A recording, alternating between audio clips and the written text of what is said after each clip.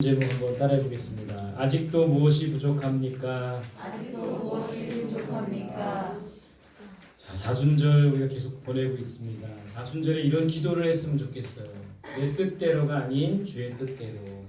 여러분, 이 사순절 절기는 내 뜻을 이루고 또 우리 신앙 자체가 내 뜻을 이루는 것이 아니라 하나님의 뜻을 이루는 것이 중요한 거예요. 그래서 내 뜻대로가 아니라 한번 따라해 봅시다. 내 뜻대로가 아닌 주의 뜻대로. 네, 우리의 뜻이 아니라 하나님의 뜻을 이루는 우리들이 되어야 합니다. 또 사순절에 이런 묵상을 해요. 글에 보시면 우리는 천국행 티켓을 공짜로 얻으려고 해서는 안 됩니다. 하나님의 은혜는 값비싼 것입니다. 그리스도의 보혈의 대가로 치르고 얻어진 것이며 또한 우리의 목숨까지도 대가로 요구할 것이기 때문입니다. A.W. 토저라는 사람이 이런 말을 했어요. 천국행 티켓은 하나님의 은혜로 가는 겁니다. 그리스도의 보혈로 되는 것이죠. 또 이런 묵상도 합니다. 그리스도인에게는 그리스도가 계시다. 그분이 길이요 진리요 생명이시다. 여러분, 왜 우리가 그리스도인이라는 이름을 갖고 있습니까? 그것은 그들 안에 그리스도가 있기 때문인 거예요.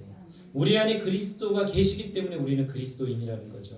나는 죽고 예수로 사는 삶, 또 정말 예수 그리스도의 보혈과 은혜로 살아가는 삶, 그런 사순절 기간이 될 수 있기를 소망합니다. 자, 오늘 말씀해 보면 어떤 사람이 예수님께 왔다 이렇게 돼 있어요. 그 어떤 사람은 어떤 사람이에요? 재물이 많은 청년이었어요. 다른 성경에 보면 부자 청년이라고도 합니다. 그가 예수님께 무엇을 물어보았습니까? 뭘 물었죠? 16절입니다. 같이 볼게요. 시작. 어떤 사람이 주께 와서 이르되 선생님이여 내가 무슨 선한 일을 하여야 영생을 얻으리이까? 뭐에 대해서 물었어요? 영생에 대해서 물었어요. 근데 이 부자 청년이 질문이 이거예요.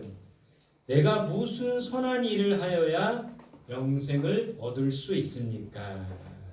무슨 선한 일을 하여야 영생을 얻을 수 있습니까? 여러분, 이 부자 청년은 선한 일을 하면 영생을 얻을 수 있다라고 생각을 했어요. 그 맞는 말입니까? 선한 일을 하면 영생을 얻는 거예요? 선한 일을 하면 구원을 얻는 겁니까? 선한 일을 하면 천국 가는 거예요? 예수님의 대답은 뭐죠? 자, 이런 대답을 하세요. 17절 시작. 예수께서 이르시되 어찌하여 선한 일을 내게 묻느냐? 선한 일은 오직 한 분이시니라. 내가 생명에 들어가려면 계명들을 지키라. 무슨 선한 일을 하여야 영생을 얻습니까? 이 질문에 대한 예수님의 답은 뭐예요? 어찌하여 선한 일을 내게 묻느냐? 그러면서 뭐라 그랬어요? 선한 일은 오직 한 분이시다. 누구예요? 하나님만이 선하시다는 거예요. 하나님만이 선한 목자 되신 우리 하나님이시라는 거예요. 그러니까 예수님의 이 말 속에는 하나님만이 선하시고 인간은 모두 악하다 이런 말이 담겨 있는 거예요. 그러니까 인간이 악하기 때문에 인간의 선행으로는 영생을 얻을 수 없는 겁니다. 구원을 얻을 수가 없는 거예요. 그러니까 영생을 얻으려면 뭘 해야 된다고 했어요? 영생을 얻으려면 계명을 지켜라. 예수님의 말씀이 그거예요. 이 부자 청년은 무슨 선한 일을 하면 영생을 얻을 수 있습니까? 이 사람 생각 속에는 선한 일을 하면 영생을 구원을 얻는다고 생각을 했어요. 그러나 예수님의 대답은 선한 분은 오직 하나님 한 분이시고 우리는 모두 악하기 때문에 인간의 선행으로는 구원을 얻을 수 없고 하나님의 말씀대로 살아갈 때 구원을 얻는다. 그러니까 예수님의 대답은 이거예요. 선행이 아니라 하나님의 말씀대로 살 때 영생을 얻고 구원을 얻는다. 이런 답을 주고 계신 거예요. 여러분, 우리가 착하게 산다고 구원을 얻는 것이 아니에요. 하나님의 말씀대로 하나님의 방법대로 우리가 살아갈 때 구원을 얻고 영생을 얻을 수가 있는 겁니다. 여기까지 이제 가르침을 주셨으면 이 청년이 네 그래야 되는데 청년이 또 뭐라고 합니까? 자기는 계명을 다 지켰다는 거예요. 십계명, 구약 성경에 나오는 십계명을 다 지켰다는 거예요. 살인하지도 않았고 간음하지도 않았고 하나님 외에 다른 것을 섬기지도 않았고 부모를 공경했고 제가 계명을 다 지켰습니다. 이렇게 대답하고 있는 거예요. 게다가 여러분, 구약의 계명은 십계명이지만 예수님이 이 땅에 오셔서 새 계명을 주는데 새 계명은 뭡니까? 오늘 요한복음 13장 34절에 새 계명을 너에게 주노니 서로 사랑하라.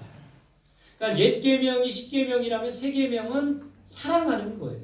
그 계명까지도 이 청년은 다 지켰습니다. 그렇게 답하고 있는 거예요. 예수님이 뭐라고 하십니까? 20절 같이 볼게요. 시작. 그 청년이 이르되 이 모든 것을 내가 지켰사온데 아직도 무엇이 부족하니까. 자, 이 청년의 말을 한번 주목해봐요. 내가 이 모든 것을 지켰습니다. 10계명도 지켰고 새 계명 사랑하라는 것도 다 지켰는데 아직도 무엇이 부족합니까? 여러분 부자 청년은 스스로 부족함이 없다고 생각했던 거예요. 여러분 우리도 그렇게 생각하지 않습니까? 나는 이 정도면 난 부족함이 없어.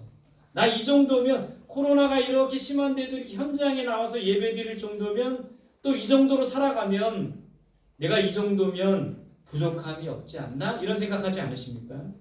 우리가 예배를 드리고 나면 이제 예배를 잘 드렸는데 무엇이 부족합니까? 이런 생각하고 있잖아요. 주일날 예배 일주일에 한 번 예배 딱 드리고 나서 집에 가면 나 할 거 다 했어. 나 이 정도면 괜찮은 크리스찬이야. 크리스찬인데도 그리스도인인데도 예배 안 드린 사람 얼마나 많아. 나 이 정도면 부족하지 않지. 무엇이 부족한가?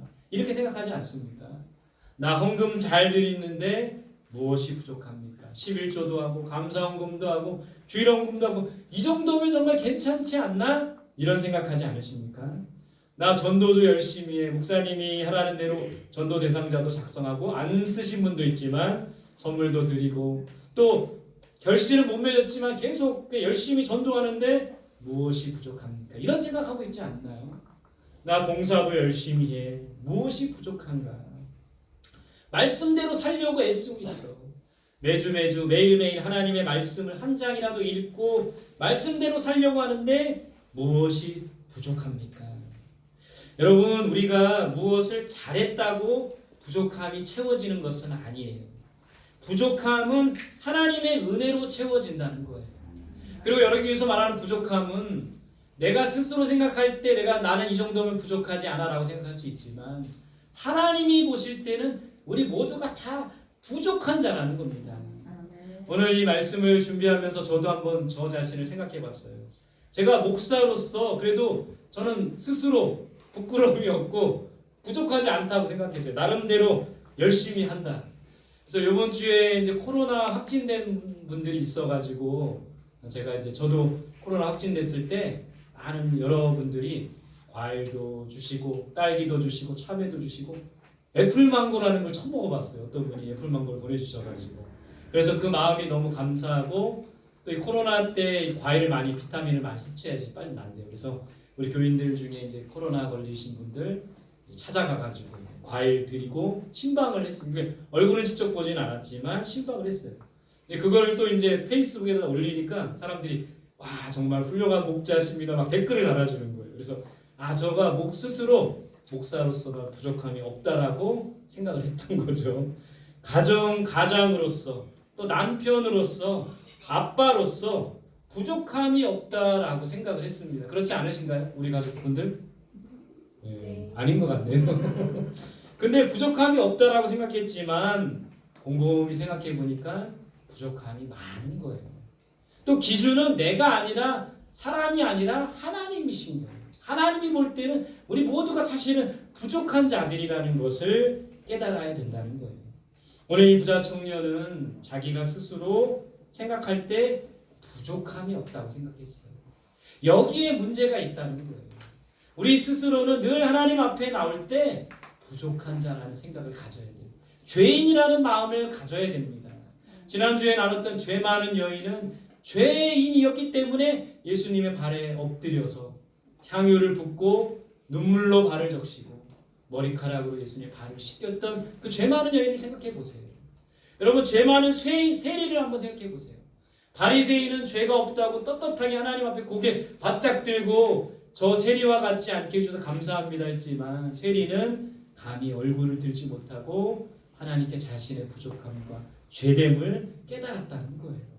여러분 우리에게 이 마음이 있어야 됩니다. 나는 부족하다. 나는 하나님 앞에 죄인이다. 이 마음이 항상 우리에게 있어야 되는 거예요. 여러분 우리의 노력과 선행으로 구원과 영생을 얻을 수 있는 것이 아닙니다. 우리가 노력하고 우리가 선행을 쌓는다고 해서 하나님의 의에 이를 수가 없는 거예요. 자, 자기가 무엇이 부족합니까? 라고 했던 이 부자 청년에게 예수님은 답을 주셨어요. 21절 말씀 같이 봅니다. 시작. 예수께서 이르시되 내가 온전하고자 할진대 가서 내 소유를 팔아 가난한 자들에게 주라. 그리하면 하늘에서 보화가 내게 있으리라. 그리고 와서 나를 따르라 하시니. 자, 예수님의 이 말씀 속에 이런 말이 있어요. 온전하고자 할진대. 공동번역에 보니까 완전한 사람이 되려거든. 이 완전한 사람이라는 것은 사람이 볼 때 저렇게 완벽한 사람을 말하는 것이 아니라 하나님이 보실 때 온전하고 하나님의 기준에 합한 사람이 바로 이런 완전한 사람, 온전한 사람이라는 거예요. 네가 부족함이 없다고 말했는데 완전한 사람이 되려거든, 하나님의 기준에 합한 사람이 되려거든 어떻게 해야 되는지 가르쳐 주신 거예요. 내 소유를 팔아서 가난한 자에게 주라. 그리고 와서 나를 따르라. 이 부자 청년이 어떻게 했습니까? 예수님의 말씀대로 소유를 팔아서 가난한 자들에게 주고 예수님을 따랐습니까? 왜 예수님은 소유를 팔아서 가난한 자에게 주라고 하신 걸까요? 여러분, 이 부자 청년의 자기는 부족함이 없다고 했는데 부자 청년의 부족한 것이 무엇이었어요? 계명은 잘 지켰지만, 십계명은 잘 지켰지만, 하나는 율법은 잘 지켰지만 하나님의 뜻을 잘 알지 못했고 하나님께서 원하시는 삶이 무엇인지 알지 못했다는 거예요. 우리도 그럴 수 있어요.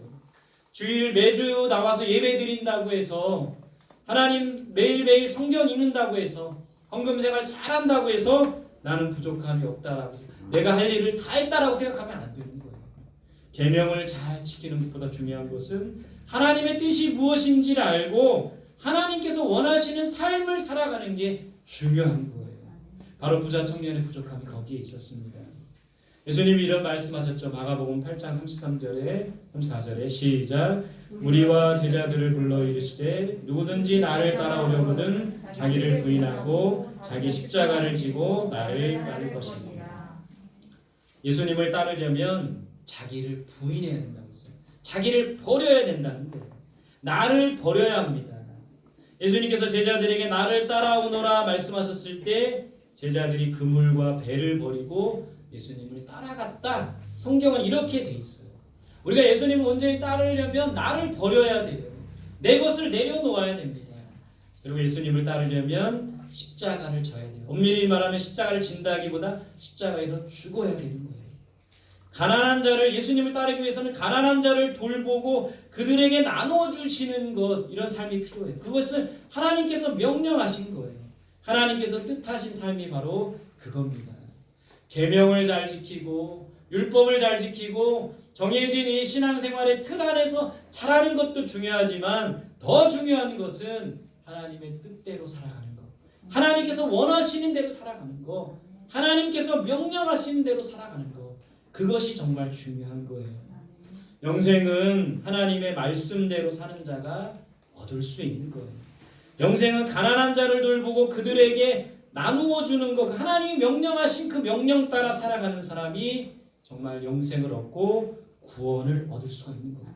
하나님의 말씀대로, 하나님의 뜻대로 율법을 지키고 종교적인 행위를 다했다고 해서 끝이 아니라 정말 하나님의 말씀대로, 하나님의 뜻대로 살아가는 것이 중요한 겁니다.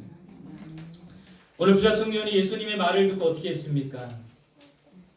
너에게 한 가지 부족한 것이 있으니 네 모든 소유를 팔아다가 가난한 자에게 주고 나를 따르라. 이 말씀을 듣고 이 부자 청년이 어떻게 반응했어요?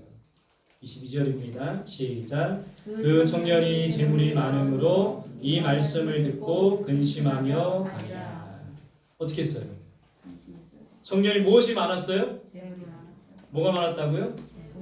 제가 강조하는 이유가 있겠죠, 그죠? 우리 시험 선생님들이 강조하는 거는 시험에 나오는 거예요. 청년이 무엇 때문에 무엇이 많았다고요? 재물이 많았대요. 눈치 빠른 사람 알 겁니다. 재물이 많아서 근심하며 가니라. 예수님을 떠났어요. 나를 따르라 했지만 따르지 않고 예수님을 떠난 거예요. 재물이 많아서 예수님의 말씀을 온전히 따를 수가 없었던 겁니다. 여러분, 우리에게 한번 적용시켜 보세요. 무엇 때문에 예수님을 온전히 따를 수가 없나요? 오늘 이 부자 청년은 재물이 많았기 때문에 예수님을 따를 수가 없었던 거예요. 무엇 때문에 예수님을 온전히 따를 수 없습니까? 우리의 욕심과 탐욕, 욕심이 잉태하여 죄를 낳고 죄가 장성하여 사망을 낳는다고 했죠. 욕심과 탐욕을 버려야지만 예수님을 온전히 따를 수가 있는 거예요. 우리의 욕심, 탐욕을 십자가에 못 박아야 돼요. 무엇 때문에 예수님을 온전히 따를 수 없습니까? 돈 사랑하는 거. 성경에 보면 하나님과 재물을 겸하여 섬길 수 없다고 했어요. 두 주인을 섬길 수 없다고 했어요. 돈 사랑하는 것이 일만 악의 뿌리가 된다고 했어요. 돈을 사랑하는 것이 모든 악의 뿌리가 된다고 했어요. 돈 사랑하면 온전히 하나님을 따를 수가 없어요. 안락한 삶, 잘 먹고 잘 살고 더 이상 고생하려고 하지 않는 삶. 고양이도 저렇게 등 따시고 배부르면 아무것도 하지 않으려고 하는데 우리들도 이제 너무나 안락하고 평안하고 너무나도 잘 살게 되면 하나님을 온전히 따르지 못하게 될 수도 있다는 겁니다. 성공과 출세. 내 삶의 목표는 성공이야, 출세야. 여러분, 하나님의 뜻은 성공이 아니라 성숙에 있어요. 우리가 성공하는 것보다 성숙한 그리스도인이 되어야 돼요. 하나님의 뜻은 출세가 아니라, 출세라는 말은 높은 지위에 오르거나 유명해지는 게 출세예요. 근데 하나님의 뜻은 출세가 아니라 우리가 섬기는 삶을 살아가는 거예요. 이런 것들이 바로 하나님을 온전히 따르지 못하게 한다는 겁니다. 이 모든 것들을 버리고 예수님을 온전히 따를 수 있어야 돼요. 23절 말씀입니다. 볼게요. 시작. 예수께서 제자들에게 이르시되 내가 진실로 너에게 이르노니 부자는 천국에 들어가기가 어려움이라. 마치 낙타가 바늘기로 들어가는 것보다 부자가 천국에 들어가는 것이 더 어렵다. 오늘 이 부자 청년이 재물이 많음으로 근심하며 떠났던 모습을 보면서 제자들이 그런 말씀을 하고 계신 거예요. 부자는 천국에 들어가기가 어렵다. 낙타가 바늘기에 들어가는 것보다 더 어렵다. 여러분, 큰 낙타 바늘기에 어떻게 들어갑니까? 부자가 천국에 들어가는 게 더 어렵다고 말씀하고 있어요. 여러분, 그러면 부자가 되지 말아야 합니까? 부자가 되지 말아야 돼요? 여러분, 이 말씀은 부자가 되지 말라는 그런 말씀이 아니에요.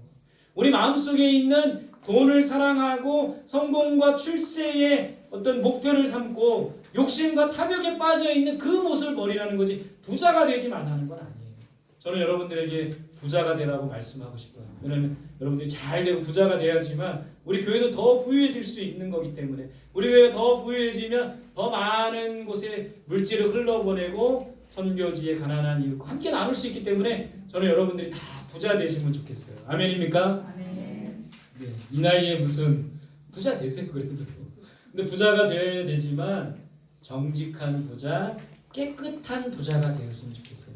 인생의 목표를 부자 되는 것에 두지 말고 우리는 청지기가 되어야 되는 거예요. 청지기가 뭡니까? 하나님의 것을 나에게 맡겨주신 거예요. 우리가 그 청지기로서 그것을 맡아 잘 관리하면 되는 거예요. 여러분, 록펠러라는 석유왕 록펠러라는 사람은 많은 기부를 했다는 것에도 유명하지만 하나님 앞에 11조를 또 철저히 했다는 그런 책도 나와 있더라고요. 11조를 한 록펠러. 여러분, 정직한 부자, 깨끗한 부자, 하나님께서 기뻐하시는 부자의 삶을 살면 되는 거예요. 근데 중요한 것은 내 것이 아니라 우리는 청직이라는 것을 생각해야 돼요. 하나님이 나에게 맡겨주셨고 하나님을 위해서, 하나님의 나라를 위해서 잘 사용할 수 있는 그런 부자가 되면 된다는 거예요. 누가 구원을 얻을 수 있습니까? 이런 질문을 하죠. 예수님의 답 봅시다. 시작. 예수께서 그들을 보시며 이르시되 사람으로는 할 수 없으나 하나님으로는 다 하실 수 있느니라. 누가 구원을 얻고 누가 영생을 얻습니까? 사람으로는 할 수 없대요. 구원은 사람의 노력이나 선행으로 얻을 수 있는 것이 아니에요. 그러나 하나님으로는 다 할 수 있다. 하나님께서 행하신다는 거예요. 하나님께서 일하신다는 거예요. 하나님께서 행하시고 하나님께서 일하시도록 나를 내어드리면 되는 거예요. 그래서 예수님이 그런 말씀을 부자 청년에게 하신 거예요. 너는 너의 모든 소유를 팔아다가 가난한 자에게 주고 나를 따르라. 하나님이 행하시고 하나님이 일하시는데 우리 자신을 내어드려야 되는 거예요. 우리 자신을 내어드리고 우리 자신을 버리려면 내가 가진 것들, 내 욕망과 욕심과 탐욕과 출세 지향적인 것, 성공 지향적인 삶을 버려야지만 온전히 예수님을 따를 수가 있다는 거예요. 구원은, 영생은 하나님으로부터 오는 겁니다. 그것을 기억하며 오늘 말씀을 통해 우리 배우는 것은 세 가지. 따라합시다. 나를 버리고 예수님을 따라야 한다. 나를 버리고 예수님을 따라야 한다. 내 욕망과 욕심, 성공과 출세, 부유함을 버려야 돼요. 부자 되지 말라는 게 아니라 내 안에 있는 끊임없는 욕망과 욕심을 버리고 성공과 출세의 지향적인 삶을 버리고 오직 하나님을 위해 하나님을 나라를 위해서 살아가는 삶이 되어야 되는 겁니다. 두 번째 따라합시다. 하나님의 말씀대로 살아야 한다. 하나님의 말씀대로 살아야 한다. 예수님께서 분명히 말씀하셨죠. 선행을 한다고 구원받는 게 아니라 아버지의 뜻대로 계명대로 말씀대로 살아가는 자가 구원을 얻는 거예요. 세 번째 따라합시다. 가난한 자들을 돌봐야 한다. 가난한 자를 돌봐야 한다. 하나님께서 우리에게 명령하신 거예요. 여러분 이 땅에 있는 수많은 가난한 사람들에게 우리의 것을 나누고 우리의 것을 그들과 함께 할 때 청지기로서의 온전한 삶을 살아갈 때 하나님께서 기뻐하시고 그런 자들에게 복을 주시고 은혜를 주시고 더 많은 것들을 맡겨주시는 거예요. 달란트 비유 아시죠? 작은 것에 충성한 자들에게 더 많은 것을 맡기는 거예요. 그러나 우리에게 주신 것을 묵혀두고 나만을 위해서 사용하면 있는 것마저도 빼앗기게 된다는 것이죠. 우리가 가진 것을 가난한 자들에게 나누고 돌봐야 할 책임과 의무가 우리에게 있다는 것. 그것이 바로 하나님께서 우리에게 원하시는 삶이라는 거예요. 나를 버리고 예수님을 온전히 따르며 하나님의 말씀대로 살아가고 우리 주변에 가난한 자를 돌보는 우리의 삶이 되시기를 간절히 소망합니다. 할렐루야.